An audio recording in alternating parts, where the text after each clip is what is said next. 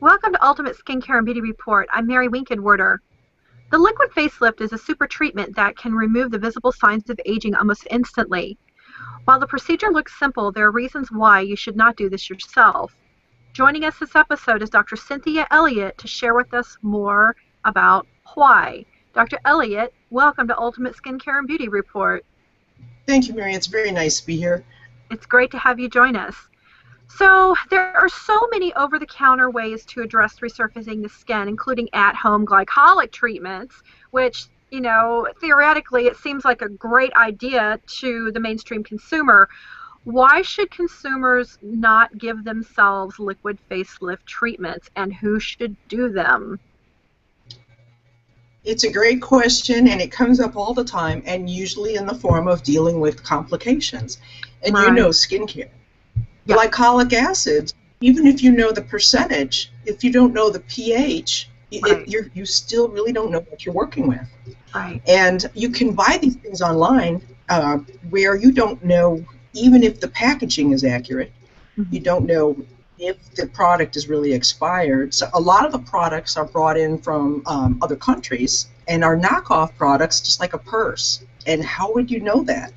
Right. So because the FDA really doesn't get involved in cosmetics, if they're defined as cosmetics, and they don't get involved in, say, glycolic acids if they're under 20%, people can buy them online and put them on themselves. One of the problems with that, too, is how would people know how to handle any complications? Right. Or if they realize when they put it on that there's excruciating pain, they don't know how to stop it or neutralize the acid.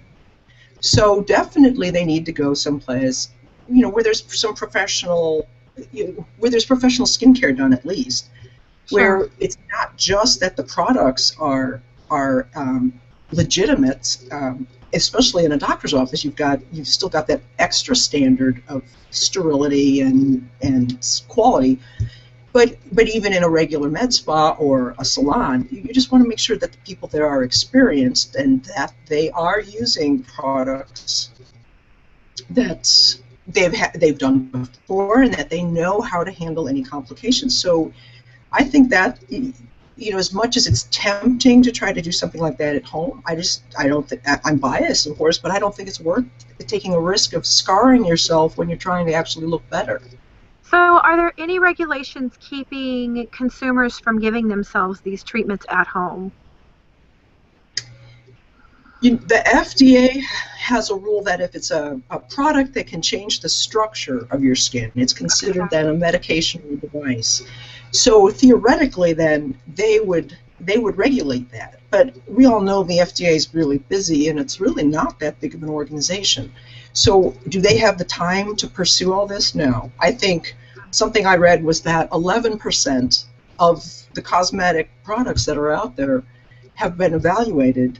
But that means that there's that many other products out there that really nobody's ever even looked at. And do we know that what they list as their ingredients or percentages are accurate? No, there's really no way to know. So we can't count on regulation to protect us.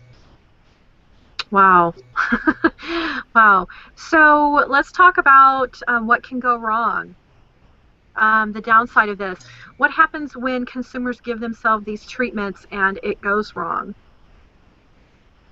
Well, this is fun. I mean, we can go as far as when we have people who decide that they are practitioners without any training, and we end up with a fix-a-flat lady.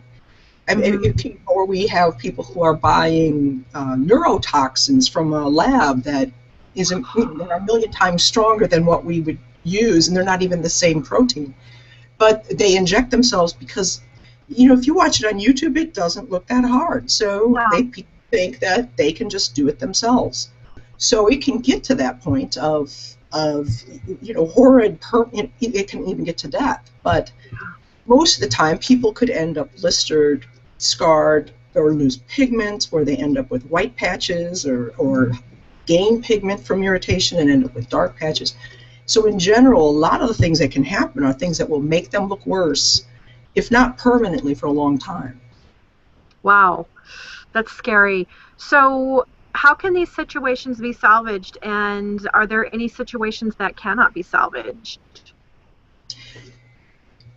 I think if they realize that they have a problem, I think especially with blistering, as soon as they realize they have blistering, they probably need to make an appointment with their doctor, especially somebody who's got a lot of experience with skincare, or especially with somebody who's got a lot of experience with those products. They need to, if they're just a little bit irritated, I think they can just watch and wait, and just keep regular, just moist. That's like a general wound care principle. But I think if there's any question at all, they need to see someone sooner than later, because once it's scarred, it's a lot harder to turn a scar around than it is to prevent a scar. Right. And then the idea, behind the liquid facelift is not having to go, not having to have surgery, and if you have scarring, right, the severity, you may end up having to have that surgery that you don't want to have. You don't want to have. Right. And the ironic thing is if they had the surgery, their scars probably wouldn't be in a visible location either, where now their scars could be right in the middle of their face. Right, because like you said, when people do this themselves, they don't know about the muscles, they don't know, how to inject correctly, and, they really shouldn't be doing it. So, all right. So when considering having a liquid facelift treatment, what do we need to do to prepare? I think we need to go in and talk to someone who's with experience, and choose someone who actually has a lot of experience, because it's a big decision. And so you want to choose somebody who has done a lot of it, and where their pictures are their own pictures, not someone else's pictures they're using as before and afters. And then make sure they understand your goals, and you want to feel like you can communicate with this person, that they listen to you, and that they want to achieve the goal that you're looking for, and that they can give you a realistic idea of what to expect. I think once they know that, then basically they'll usually give you some instructions on what to do to prepare. But if it's going to involve injections, they'll usually have you stop taking anything that might make you bruise. And if it's going to involve a chemical peel, laser treatments, they may have you exfoliate ahead of time.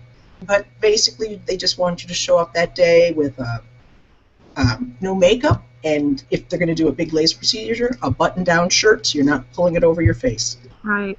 That's smart. So, Dr. Elliott, where can we catch up with you online to find out more about these procedures? The best place is probably our website, which is www.skinspirations.com, and I think we have pretty much everything described pretty well there to answer most questions. Fantastic. Dr. Elliott, thanks so much for joining us. It's been great having you on the show.